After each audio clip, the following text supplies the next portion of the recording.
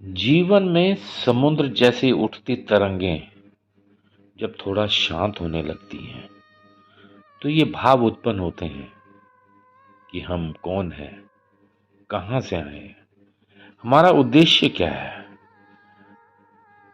हमें कहाँ जाना है, हमें क्या करना था और हमने क्या किया।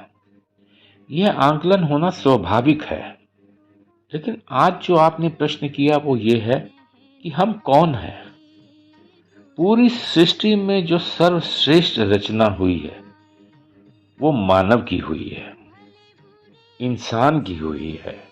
सृष्टि में जितने भी जीव हैं, जिनमें प्राण है, चाहे वो नभ में विचरने वाले प्राणी हों, चाहे जल के नीचे विचरने वाले प्राणी हों, चाहे जमीन पर चल रहे प्राणी हों, पेड़ हों, पौधे हों, जिनके अंदर भी प्राण है, उन सब से सर्वश्रेष्ठ मानव है, इंसान है।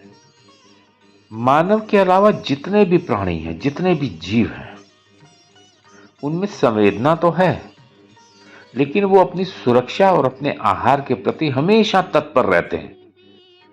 इंसानों में इन पे अंकुश लगाने की भी शक्ति है और इससे अधिक पाने की लालसा भी है। इंसान अनेक संदर्भों में अपनी खोज भी कर सकता है, उसको पा भी सकता है। बाकी जीवों में ये गुण नहीं मिलते।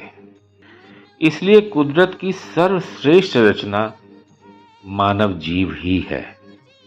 इंसान के अंदर जो लालसा निहित है, जो कुदरत ने दी है, उसका सही मार्ग प्रशस्त करना इंसान का धर्म है।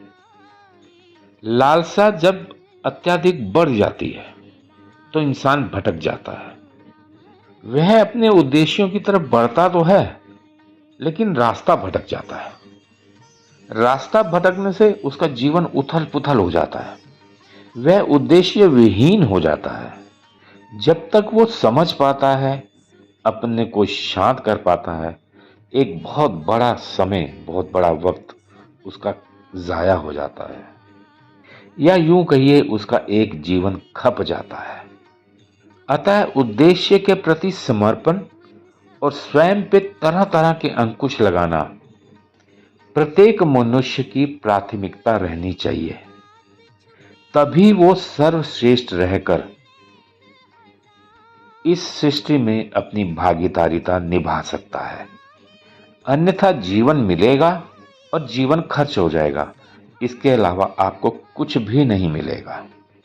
आप सर्वश्रेष्ठ हैं, अतः आपको सर्वश्रेष्ठ कार्य करने चाहिए। इस उद्देश्य के साथ अगर आप चलते हैं तो आप पहचान पाएंगे कि हम कौन हैं।